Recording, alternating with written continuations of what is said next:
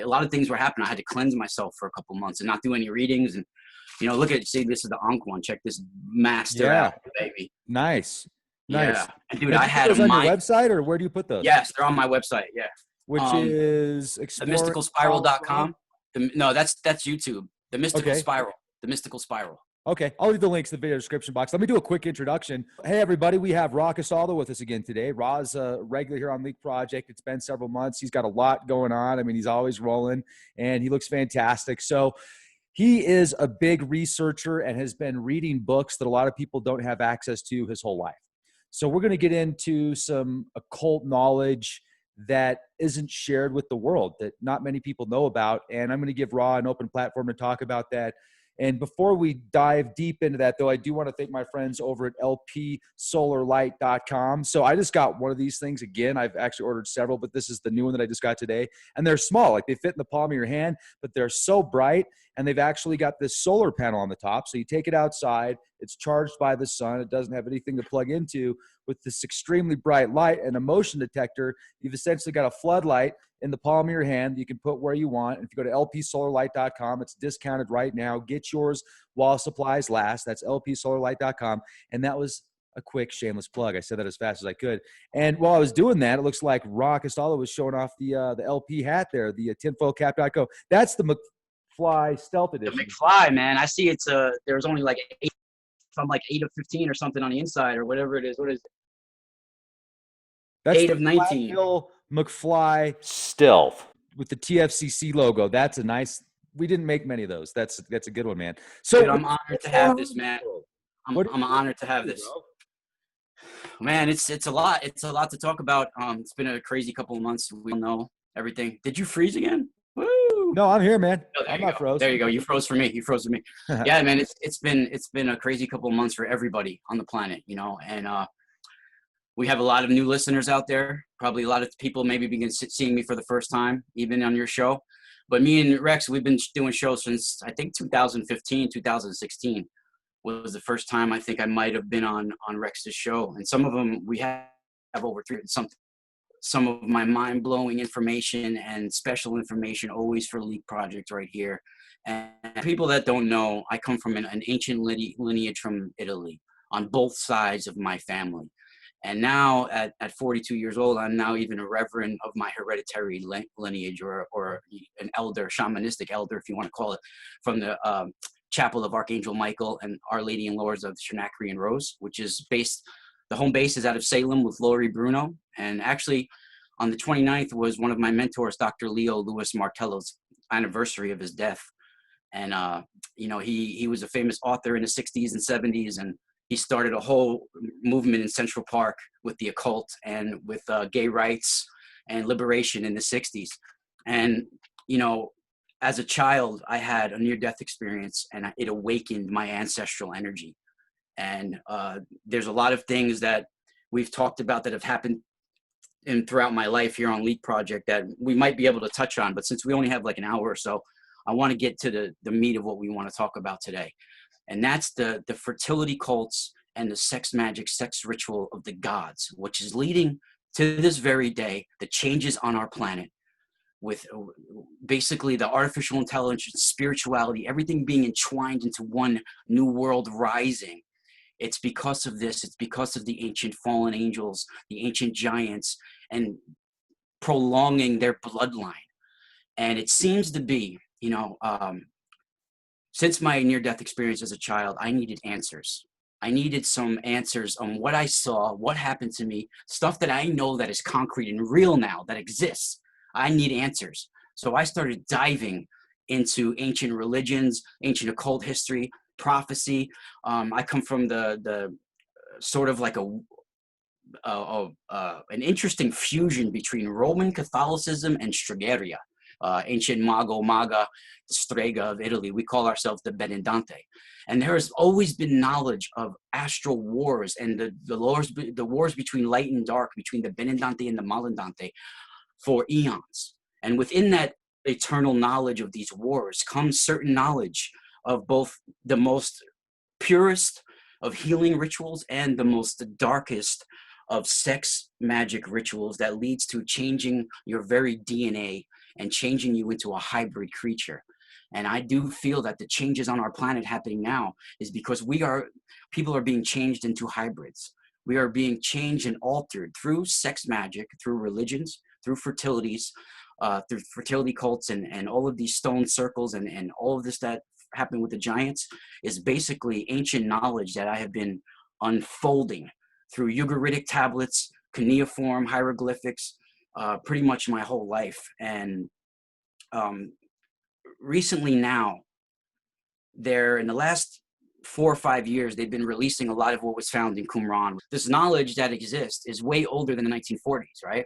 Even Aleister Crowley, who's reached all this status within the occult history, right? He specifically went to Italy between 1920 and 1923 and set up his Abbey of Thelema in Sicily. And why did he do this? He did this because of sex rituals with the gods. He was painting murals of the horned god and the goddess having this ritualistic sex, right? So it seems that these bloodlines were having a problem procreating. They were having a problem having earth-born procreate, Rephaim or all these different names for these giants, right? So they resulted in using sex magic and sorcery to continue their bloodlines. And this is why you have all these fertility cults, and why all of these goddesses and giants, they all link back to some sort of sex magic. Let's take it before some of the ancient Ugaritic tablets that we know are real. Ancient Canaanites and Ugaritic tablets, we have the chief goddess, and I do want to go back to certain things that have happened to me that led me to all of this research, and certain things that I saw, and that's going to lead to this. But the chief goddess of the Canaanites, you have the two chief gods, right? You have Asherah and El, right? These are the oldest of the Canaanite pantheon. Asherah and El basically means God, even like Michael or Gabriel. It means. What about Enlil? Right? Yeah. Enlil. Yes, right. We're gonna be going there, because even Enlil and Enki are part of a tetrad. Even the Tetragrammaton is a tetrad. Even even the divine goddess is part of the tetrad. You have, the virgin, the lover, the mother, the war, bloodthirsty. These are all 4 aspects of the goddess, right? So Asherah and El are these chief goddesses and gods, right? And they have offspring, which are basically avatars, right? And their offspring consists of people like Anath, which was a goddess like Astarte. Astarte and Anath is basically the same thing. And then you have Mot and Baal. Baal is basically Bull El, the bull god, right? Bull of El. Bull El is Baal or Baal. This is the bull of El, Baal, right? So these are the offspring. Now, Asherah is called Lady of the Sea, right? She's called the Virgin. She is the same thing as the modern day Virgin Mary and the matronate. And even Lilith and all these Nama, all these figures have certain aspects of the tetrad of the divine goddess. And they all, I think, were some hybrid creatures on this planet, part fallen angel, part whatever you want to call them, that were procreating. And they were using sex magic to continue their bloodlines. And the original Asherah, right? If you go into Asherah and her offspring and Baal and Baal and Mot and Anath, it's pretty mind-blowing when you start to look into this. Even Asherah, she could basically be called like, it links back to her children being called like Anath and Ashtaroth, right? So Ashtaroth basically means like womb, or that which issues from the womb, right? So like the stargate of the mother. And this is all links back to the fertility of the gods. And, Anath is known as the wife of all the gods. And if you look in Anath is basically like a child of Asherah. And if you look into Ugaritic tablets from like the time of Akhenaten, like 14th century, and the Amarna letters, all of these Ugaritic tablets, you'll find some sadistic sex magic stuff in there. One of them is with Anath and Baal or Baal. But these are all brothers and sisters procreating with each other, right? Divine bloodline staying with each other to try to continue their bloodline, right? So Baal and Anath are basically brother and sister. And Baal would get rid of all of his other wives when Anath would approach. They talk about it in the tablets. And there is some really sadistic encounters with Baal and Anath in these tablets, especially in ancient Egyptian. Anath was also looked at as the wife of Set or Seth. And there's these sadistic portrayals in these Ugaritic tablets of Anath getting deflowered on the seashore by Set. You know, it's pretty intense. It's like a sex magic ritual. And they're Anath, Asherah, Astarte, all called Queen of the Heavens. They're all called Lady of the Sea. They're all called the Virgin and giving birth to an avatar like Baal or Mot. And yet, even though they give birth, they still remain the Virgin, right? It's very similar to the Virgin Mary that we have now. It's a modern day adaptation.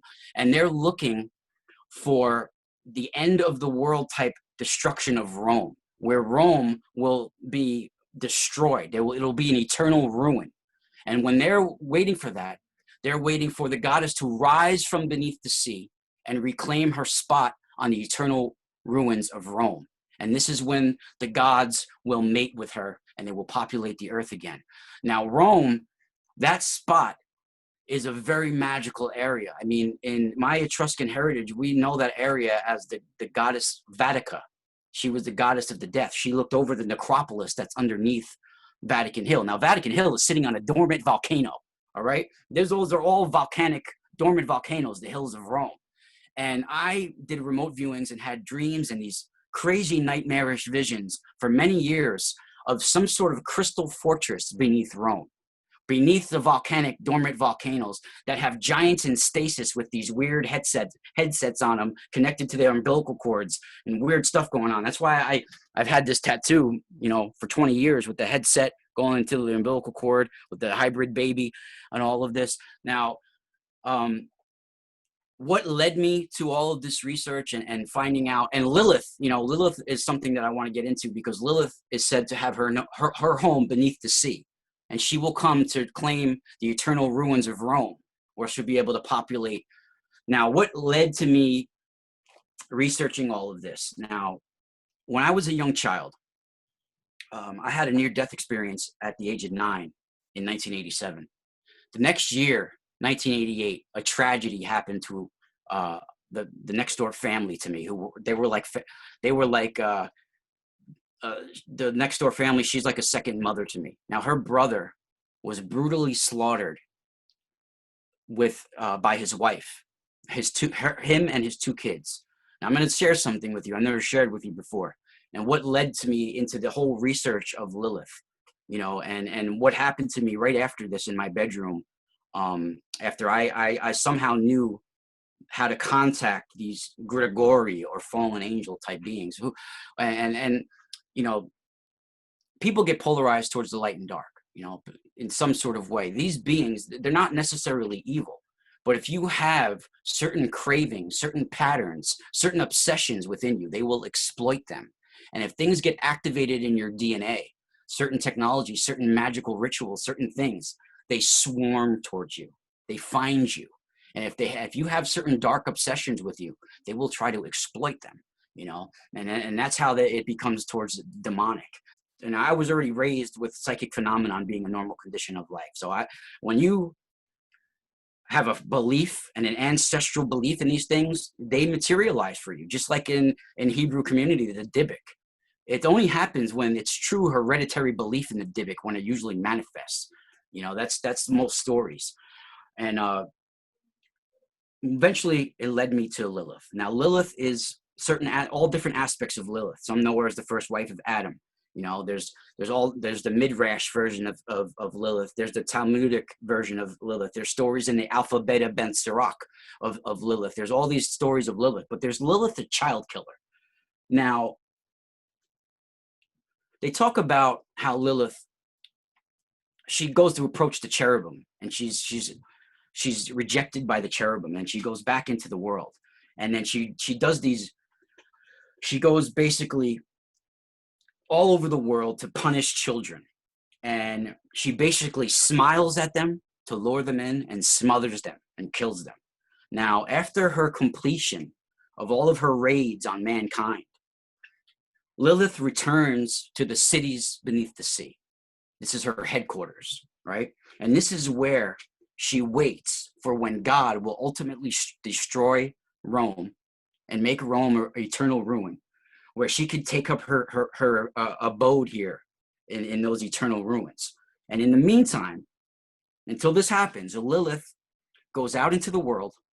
She seeks out children, and she sees the children of mankind, and she attaches herself to their souls. They absorb her. She draws herself until they absorb her in a certain way, and then she goes out, and she, basically claims the life of children, and there's Lilith the succubus. She makes men emit seed, within the nighttime, and she's basically changing you from the inside out, your very DNA from the inside out, and she's hijacking your seed to build a demonic brood, if you want to say, of children that hijack blood, hijack DNA in his sleep, right? And they also, this generates a demonic brood of children within the astral realms, where eventually it leads, when enough energy is generated, it eventually leads to the mother having a physical birth or an avatar or a moon child. Now, this is how a moon child or an avatar is created. First, you generate spiritual children through spiritual sex magic rituals. And once that is generated, eventually they achieve the avatar, the moon child. The physical womb of the mother is hijacked and gives birth to this hybrid creature. And that's how a moon child is generated. When Aleister Crowley, when he set up his Abbey of Thelema, he was thrown out of it by the Italian authorities, in 1923, and they had to whitewash some of his murals. He did some rituals in like the right before 1920, where he saw the being Lamb. Lamb led him to the Malandante. Now, Malandante are the Italian sorcerers, the dark aspect of Italian sorcerers, right? This is where even Charles Leyland, who was a notorious in the 1880 in the late 1800s for re-emerging Italian witchcraft. Even Gerald Gardner and Doreen Valente, or whatever her name was, they got their occult information, the charge of the goddess, all of this from Italian witchcraft, but they got it from the Malandante, the dark spin of Italian spiritualism, right? And since the 1800s, every year there has been a woman who has annihilated their family in a certain way, in a similar way. There's actually a website I can give you the link of that has women each year since the 1800s, since there's been a resurgence of spirit talk, all this seances, all of this started to reemerge in the 1800s, all these seances and all of this. And since the 1960s, we've been preparing for the rise of the goddess. In the 1960s, there was a reemergence of the goddess energy, and the Catholic Church is awaiting this reemergence of the goddess. There's been resurrections I've talked about with the Virgin Mary on your show before, resurrections that have happened since from the Virgin Mary and from the Virgin of Guadalupe. And like the Virgin Mary being in all these different localities, you got the Fatima, the Medjugorje, the Virgin of Guadalupe. Is the same with Asherah. They had all these different versions in different localities of Asherah, and this is the direct connection. And the Book of Raziel, all sorts of Talmudic Jewish documents, they have literally amulets that have to be done at childbirth to protect you from Lilith. And Lilith and Nama amulets that, even there's a lot of incantation bowls that you could find out there that talk about protection from Lilith. But Lilith and Nama, now Nama is looked at as the son, the daughter of Lamech.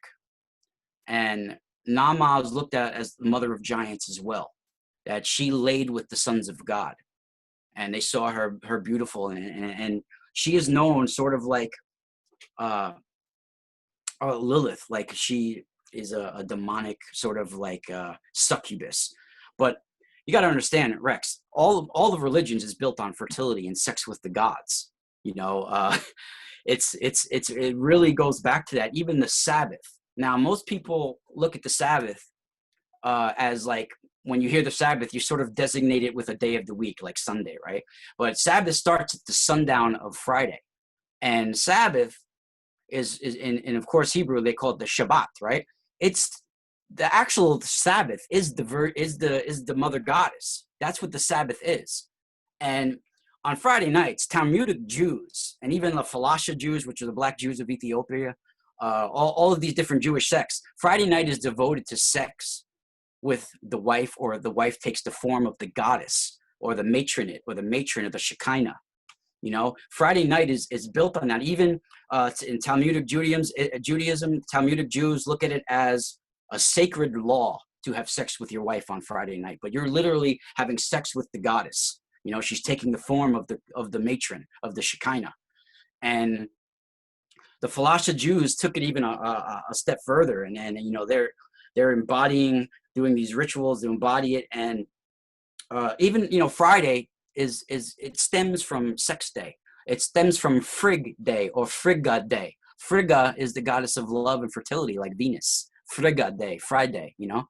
Well, and also Venus, the day that governs Venus is Friday in Western Hermeticism. Yeah. So, And it stems from Frigg day, Frigga day. And Frigga is the love and fertility goddess, you know? So it stems right from that. And, you know, even a lot of rabbis, Talmudic Judaism, there's like, I think it was Ezra, who made 10 laws for them. And one of the laws is for Jewish men to eat garlic on Friday nights because it makes them more fertile. It makes them more in a loving mood. All of this, like, it's all about having, you know, it's all about with your seed. Even the whole Sabbath is built around that. And the Sabbath is the forms of the goddess. Now, as a child coming from my background, I had knowledge of the Grigori, you know, fallen angels, watchers, who I see you had my buddy Richard Allen Miller. He's an old buddy of mine you know, he talks about how he links them all with star patterns. Now I take it a step further. It all does link from the stars, because certain stars have certain moods and aspects to them, but it's to charge your sexual energy along with that. So it goes hand in hand with the fertility and the sex rituals. Now, there's certain places on our planet that have been deliberately hijacked and destroyed, even by our government and through wars, that have to do with whole fertility technologies built that we have, like from the giants or the Rephaim or whatever you want to call them, or the Nephilim. All of these different, you know, there's all different words for giants, right? So and you go into like ancient Hebrew, the sons of God or the daughters of men. There's different names that sometimes you could find in reference, right? One of them is Emim, E-M-I-M, which means fearsome, right? Another one is Rephaim, that most people have heard. Rephaim can also mean weakeners, right? It can also mean weakeners, because when men see them, it weakens the hearts in men as soon as they see them. You know, that's what they would call it. Or Gibborim. Gibborim would be heroes. There's also the Anakim, which are basically giants, the Zamzumim, which are strategists, and of course the Nephilim. Nephilim means like a cosmic abortion, a fallout. Nephil means to abort. It's almost like a cosmic abortion happened, and they fell into a lower realm, into our realm. Now, this is very interesting stuff that we're talking about here. And me coming from my lineage and coming from the background, I had knowledge of the Grigori, and that they were watchers, and that they guard the stargates. They guard the portals, they guard dimensionals, and they guard over all magic technology, magic circles, radionics, anything that you're into, they are there overseeing. And they will exploit if you have darkness in you. Now, after my near-death experience as a child, after this happened, when I was in middle school, around 6th grade, it's when I first started starting to talk to girls and starting to feel in that sort of like seductive type mood, right? So I started becoming my own person, wearing my own clothes, dressing, picking out my own clothes. I even had a summer job working in the boat docks here in New York and standing the boats down and painting them, getting ready. So I used to go to the thrift shop and buy my own clothes. I was even most individualistic in school. I always had my own style, right? So in 6th grade, I knew about the Grigori from my background, from certain tales from my great aunt and certain people in my family. But no one ever told me how to contact them, or that I should contact them, or that it could be dangerous, or any of this. After certain experiences I'd had, one day I just had a knowing that came over me, that if I stood in the mirror in my room and I did certain postures, that I would be able to contact and be able to have some sort of experience, right? So I remember clearly. I remember the smell of the incense in my room at the time. I remember it was a Friday night. I was just out with my friends running around. And I saw some girl out there, and I was like, I'm gonna call you when I get home, right? So when I got home, I went and took a shower. I lit incense. I put on candles. I think it was like Pretty Hate Machine by 9 Inch Nails. I was like friggin' dancing around my room with the incense and getting all weird, right? Something was like, I was getting like in my mood, right? And I remember talking to her for like an hour or something on the phone, and like I felt like the air around me was drunk. Like I was supercharged somehow. Like I had some super energy. Like even like when I would look around, it even felt like the air was different. Like everything it felt magical, right? It just felt magical. And I had a candle lit in front of me. I had incense going. After I got off the phone, I was staring in the mirror in front of me, just looking on me. I was looking at the candle flame, and then looking at the mirror behind the candle flame, until my vision started to blur, where it was just all a blur. And then all of a sudden it was almost like the mirror and myself did like a weird like separation and vibrate. It was weird. And then I saw these almost like see-through grayish type, not like metal, but they looked like they almost were like see-through metal type wings come out. I was looking in the mirror, and my reflection, I saw wings coming out of my reflection in the mirror and reached out around the mirror over me, right? And for the next, I don't know how long, I was talking to something in my room, talking to something, I don't know what was taking place, whatever happened, but it's not a coincidence that the years following that afterwards were some of the hardest years of my life. It led to some drug addiction in my teens. It led me to betraying the trust of my family. It led to me just being crazy, man. It's crazy. Like I'm lucky to be alive. Like I used to, in the early '90s, I wasn't even old enough to be in a club. I would go to these clubs in New York City, the Limelight, the Twilo, Roxy, Palladium, all these clubs that were pretty dark. Limelight was an old church. It's a Gothic church. They made the movie Party Monster after what was taking place in that with Macaulay Culkin and all the Michael Allard killed somebody. I know all these people. Finding Lilith and finding the Grigori. Now the Grigori, even to the Persians, the Watchers, they're the eyes of the night. They're linked to the stars. They're linked to sigils and star patterns, specific star patterns, sigils. They have a certain influence and a certain characteristics and traits about them that link to these ritualistics. And our wars are based around erasing knowledge of this. Now, in Vietnam War, we said that all soldiers were going into that area, so that's why we bombed it. But for years, every few minutes, we were bombing the Plain of Jars in Laos. The Plain of Jars in Laos are these megalithic jars of the giants. Now, I believe they were stuffing bodies in these jars, and they have geometric symbols and sigils on it. They were some sort of resurrection technology. The giants, all of them, they had ancient resurrection technology. Recently, and we could do another podcast on this, I had a mind-blowing discovery in physics, and I think I know kind of what the Ankh is, and what it actually is, and the particles accelerating in it, and the arms of the Ankh being light trumpets.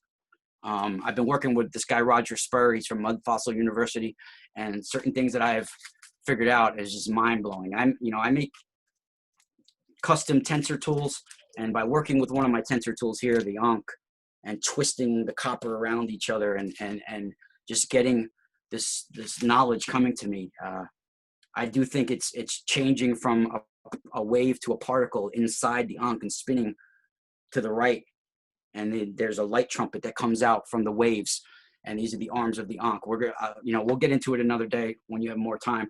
But all of these Grigori or fallen angels, they can be contacted through magic. It's not good to be asking them for favors. You can have positive experiences with Archangel Michael or with whatever. These are codes that activate within the higher dimensional system. And, your biofield can get corrupted by contact with these beings, especially if you're not grounded. And things can get stuck in your aura, and it could corrupt your whole bioenergetic system, your whole, and that's why I don't recommend it. And it took me years until 2002, when I went to Brazil and on the border of Brazil and Peru, where the Acre River is. I did an ayahuasca ceremony. And, I don't know if you know this about me, but in the late 90s, early 2000s, I fought Muay Thai. I did like 7 amateur fights and 2 professional fights. I went to Thailand. I went to Brazil for a little while, and I cleaned out my whole body. I changed my whole life. I needed a change. I was going to die, the way I was living. So I went out to California to change of scenery. And then from there, I went out to Thailand and then Brazil. And I cleaned my whole body out. I didn't have sex for months. I didn't watch TV for months. I didn't eat bad food for months. I didn't do anything for months but train. And then I went to do this ayahuasca ritual, and it was pretty intense. I mean, we could talk about it later or whenever if you want another time. But I don't recommend people that's in this sort of environment to do ayahuasca. I'm not saying it's a bad thing.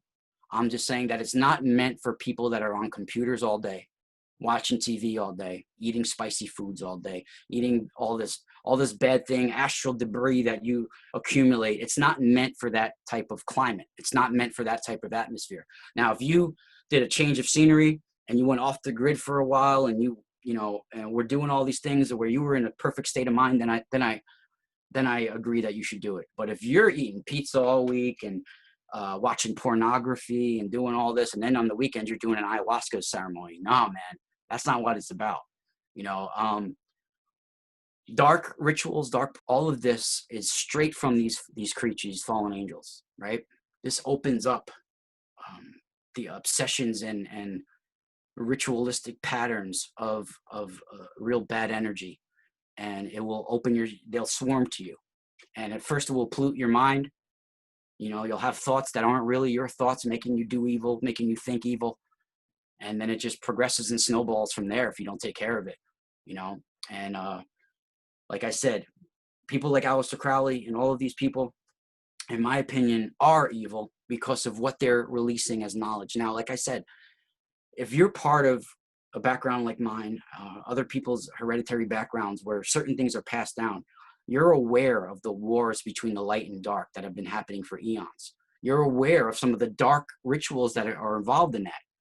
But to share them with some other people so they can use is the most evil of evil, and that's where I draw the line. Like, the people that are obtaining the knowledge within the wars between the spiritual realms, and then using that and giving it to other people to use for their own benefit and to corrupt other people is the darkest of dark, and is all built around fertility with the gods. It is all built around sexual rituals with the gods. It all links back to that. Like I said, even Ashtaroth and the whole town of Astarte. Astarte is in the Bible. Astarte is used in the Bible many times, but the capital city of Og, who's the legendary giant of Bashan, was basically the full name of the city was Ashtaroth Quar Naim, which basically means Astarte of the 2 horns and Astarte of the womb, or that which issues from the womb. 2 different meanings, right? And there's always something goes back to the womb, or that which issues from the womb, or the symbol of fertility. It's all linked to that, and there's so many references to it that it means much more than just recognizing the gods. It goes way deep, and you don't even have to include what was found in Qumran. You know, it's knowledge that goes back 13th century BC, 14th century, way before. You know, like I said, you could find them in the Amarna letters. You can find them in Ugaritic tablets that talk about even sex rituals with Set and Anath and Set and Baal. You know, it's pretty intense. Sounds like it. And, you know, you definitely intense right now, man. You're in the zone. Well, dude, you know, I've been creating certain things to guard me. Just researching these topics brings nightmares. It brings certain things to you. And the deeper you go, the more it brings to you. Now, some of the tensor tools that I've been, you know, custom making, they build a force field around you, and they emit energy, and they can actually have a field of influence up to a mile. And I did a remote viewing where I left my room, and I went out, and I saw about 300 or 400 yards from my house, there was a line of these stringy hair, tall creatures. And they had like high cheekbones and weird stringy hair with no feet. And they were just hovering there, you know, and they were like lined up, daring me to come past the line. And then I put my hands up like this. This is known as the amulet of Ka. And I put my hands up like this, and they disappeared. It was pretty intense. You know. But one of them is like the tensor field generator, like this. You know, this is a tensor field generator that breaks down. You can break it down and wear them as like bracelets of Atlantis. You know, and you're basically twisting the copper together, where you're smashing the molecules against each other. Like if the copper, think of the copper it's like in a primordial soup, like a dense soup, and all the protons and electrons inside, you're twisting them and smashing them together, you know. So it's gonna push everything out, all the bad energy. It's gonna push it out and build a force field around you. You know, it smashes things, it collides things together, you know. And that's even what I did with the Ankh. Like this Ankh is, you know, it's twisted around and around, spun around, you know. And you could find these tools too at themysticalspiral.com/store. My website is themysticalspiral.com. I put daily information on my patreon.com/themysticalspiral. It's about occult history, prophecy, all of this. I mean, the fallen angels, the watchers, the eyes of the night, they are like terminals. There's positive and negative of each knowledge. And, you know, it's like, it's powerful information. And it goes way before John Dee, way before all these people that were having this contact with these creatures. It goes way deeper than it goes back to, you know, even Adam and some of the first creatures on our planet that were even maybe some lion type creatures, lion hybrid creatures that were here. I mean, even the Egyptian god Ra, he had the children Shu and Tefnu, were like feline type creatures. And, you know, this is an ancient tetrad as well of Jeb and Nut and Shu and Tefnu. This is an ancient tetrad, and the tetrad is built into the tetragrammaton. It's built right into that. It's like 4 aspects of the deity, you know. It's the codes of the avatar. It's how to produce the avatar. Jesus is an avatar, right? He has the virgin birth from a mother, and he's an avatar. He's a Messiah type figure, you know. And in the Kabbalah, they have 2 avatars that they're waiting for: the Mashiach ben Yosef and the Mashiach ben David. And these are avatars that are going to arise in the end of days. And they're waiting for the techno serpent Leviathan to rise from the sea with the matronate, the Shekinah, you know. And we're coming at the cusp of these changes now. And Lilith, Nama, and her children are looked at as the plagues of mankind. And we're seeing the plagues of mankind before us right now. You know, we're wrapped up right into it. And I do feel that, you know, that area of Vatican Hill, besides it being a dormant volcano which I believe is some sort of crystal fortress with giants in stasis beneath there, it is a powerful area. You know, at one time it was like a swampland marsh over there. And the Tiber River is almost like what the Nile is to Egypt. The Tiber River is to Rome. And that area of Vatican Hill, during the reign of Emperor Claudius, they found a giant boa serpent there. and they killed it, cut the belly open, and found a child in there. So that area, they were sacrificing children to serpents for many, many years. That is known as a dark vortex, that area. There's a necropolis down there of the ancient Etruscans as well, and there's crazy knowledge to be found underneath there. I think it was St. Philip Neri who was in the necropolis beneath there, and something happened to his heart where he was able to resurrect the dead and do all these miracles afterwards. He had some sort of heart tech, like maybe some sort of scarab heart technology take place. Now, they have been using the knowledge of the ancients forever in the Catholic Church. They have uncovered it. And a lot of the saints were using this. People like St. Vincent Ferrer, who was resurrecting the dead. Even some of the Jesuits, like Ignatius Loyola, and some of his, some of them from the Jesuits, they resurrected the dead, even people that have been buried for a day or two. People don't realize this, and they got this knowledge directly from some of these necropolises and what lies beneath us. One saint from the Catholic Church that people don't rarely ever talk about is Saint Rose of Viterbo, or Viterbo. This is Rose from a young girl. She, at the age of 3, resurrected her dead aunt from the casket during the wake. Excuse my language. During the wake. She was 3 years old, and she saw the energy of everybody crying, and some sort of vibration generated in her. And when she called out to her aunt that was dead in the casket, it woke her from the dead. And I think that St. Rose of Viterbo was somehow playing in the ancient Etruscan area and necropolises, and she awakened something within her DNA. I mean, she was known to be able to stand in fire and do all of this, and she was later, she later died at a young age. I'm not sure if she was martyred, but I do know that afterwards her body is still kept in a reliquary, and it's looked at as incorrupt, even though she's the skin has sort of darkened and she looks like a weird horror movie now. They keep her in a case, and she's a spiritual weapon now. Now listen to what they did with Rose of Viterbo. I don't know how long it is. I think I have it written down. Hold on. Now, when she died, well, first of all, during an illness and I know we probably got to go soon, right? We got to go soon. No, you're okay. And so check this. During an illness, when she was 8 years old, Rose had a vision of Our Lady, the Lady of the Heaven, the Virgin. The Virgin came to her at 8 years old, and she said she was supposed to be part of the nuns, part of wear the habit and do all of this stuff. And, she was preaching at a young age. She predicted things about emperors.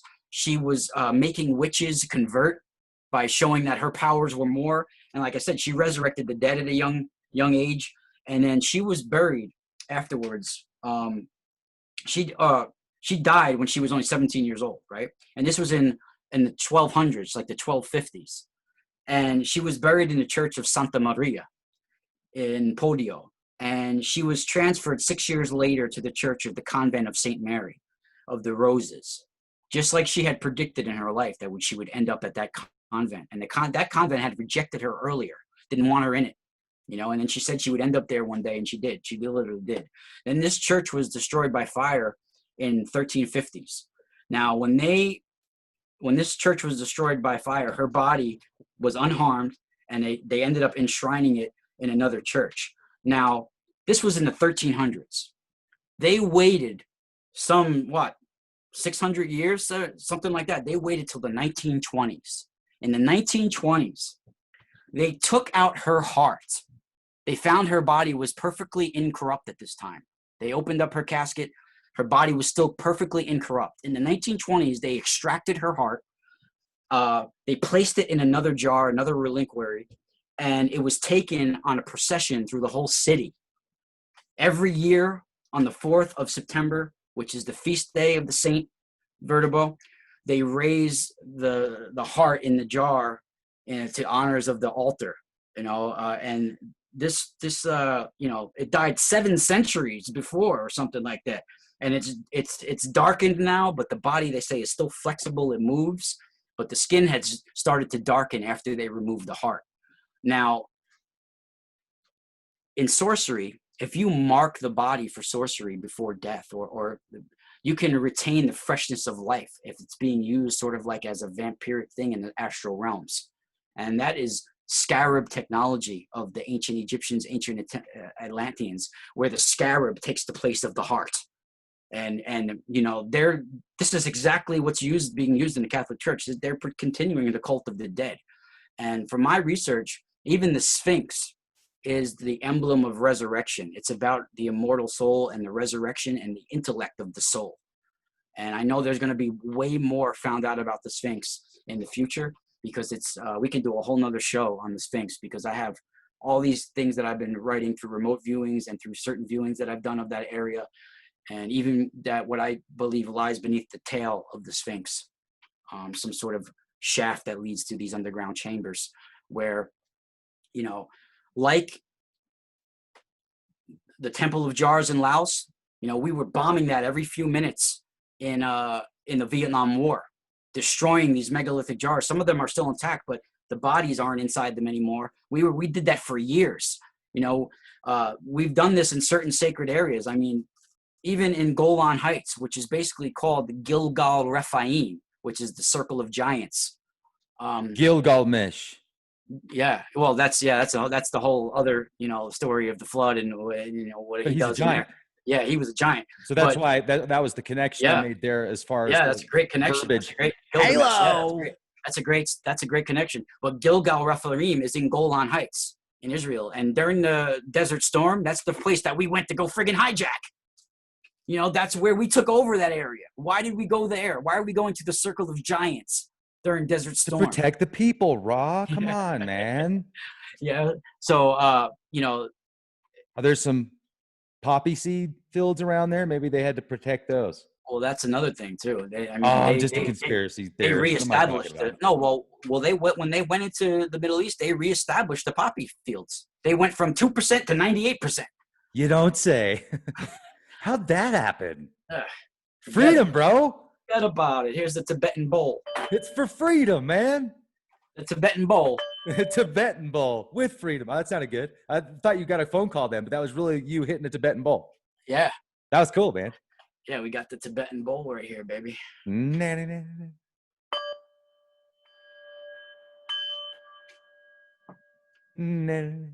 that shake through your freaking soul. So next time we do this, let's focus on, like you said, the Sphinx. I think that's brilliant. And I think that we can also add to that, because I started looking into the word Hu, which is the word of God, which some say the Sphinx represents the word of God, which might represent Hu as well. So there's another matrix sync there. And let me add one more matrix sync before I forget. So Greg Allison, I'm going to be talking to him tonight. I spoke with him this morning, and we brought up the sea people. And the reason I brought up the sea people is because I read a headline recently about how these pharaohs in Egypt were concerned about the sea people and their strength. And Greg started talking about the sea people, and he had a discussion with a gentleman recently that is writing papers on EMPs and the possibility of there being an EMP attack. And he's a brilliant person that's going to be on Leak Project. That's a big possibility. But he brought up the sea people also to Greg. So my point is, there's some kind of matrix sync here with the sea people, because you brought up the lady of the sea coming. Well, it's going to rise from the eye. And even I talked about in one of our prior shows, which was a great episode if people haven't seen it, when we did a whole show on Malta. Malta, the whole island. As you can see, Castaldo has broken his internet. That's okay. We'll have him back in a minute. Make sure to listen to this podcast in full on our Patreon page. There's certain topics and personal stories and testimonies that Ra brings up that is only available on our Patreon page and the website leakproject.com. And I'm sure you know why. So here we go. Ra just broke his internet. Hear me? I can hear you now. All right. Your video did something. You know, we did a show on Malta before. Wow. Yeah. Well, you see, I'm about to release information.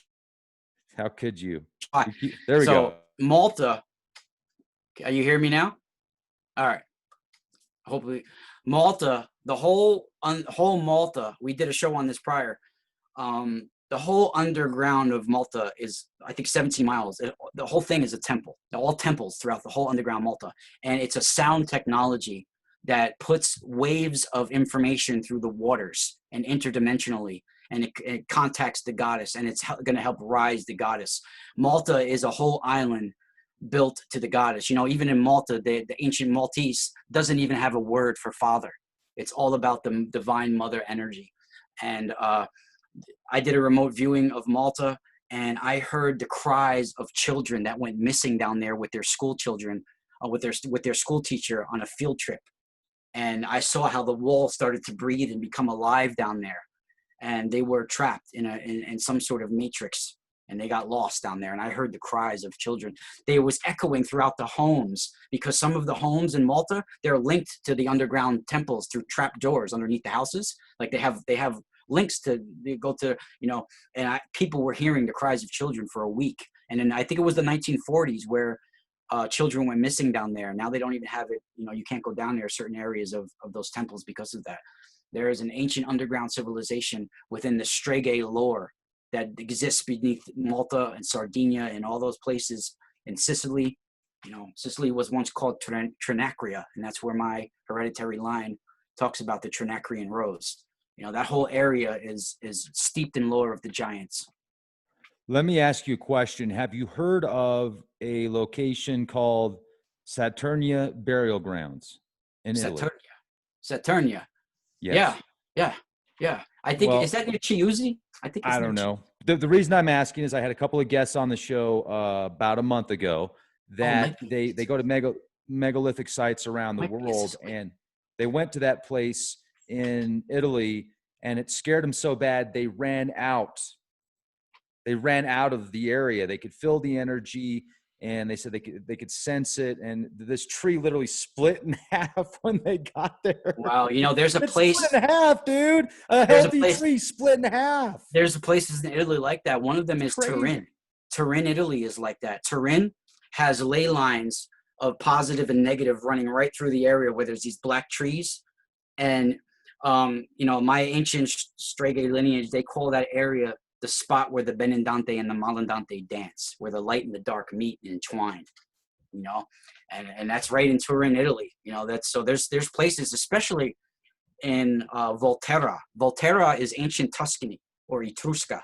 Volterra, there's these caverns and certain forests in the area of Volterra, which is ancient knowledge. You know, there's these hereditary witchcraft families that do these low muttering tonal chants within the woods of Volterra that can make the woods become alive with this vibrational energy.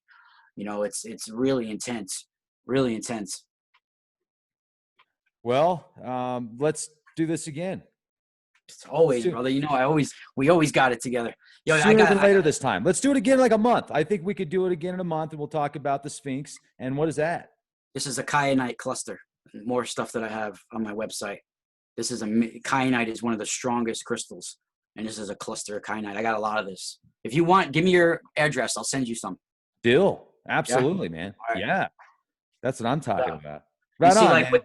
With these tensor generators, you know, you could put crystals inside. I sell them with crystals inside, right on my website. You get a crystal that comes with it, and I bathe this in orgone energy and a frequency generator while I'm making it. So, comes with a crystal. Even the Ankh one, it comes with a necklace material too as well, so you can wear it. I have other models on there, so mysticalspiral.com/store for my store, or just the mysticalspiral.com. You'll find it in the menu. And my Patreon, man, or right here on YouTube, I'm exploring the Ka with Ra Castaldo. Exploring the Ka. Right on, Ra. Thanks, brother. I love you, brother. Wonderful day. You too, bro. And you want me to hold on the line for a second, or are we gonna? Yeah, absolutely. I just want to let everybody know I appreciate you being here with us. Hit that bell. Be well. You're super amazing, everybody. And hold on a second. There we go. Look at that. That's what I'm talking about. And you know, I've actually got so people can see here. I've got the liner. I took the liner out for right now, but I wear it when I go out. Yeah, man. That's what I'm talking about. Be the change you want to see.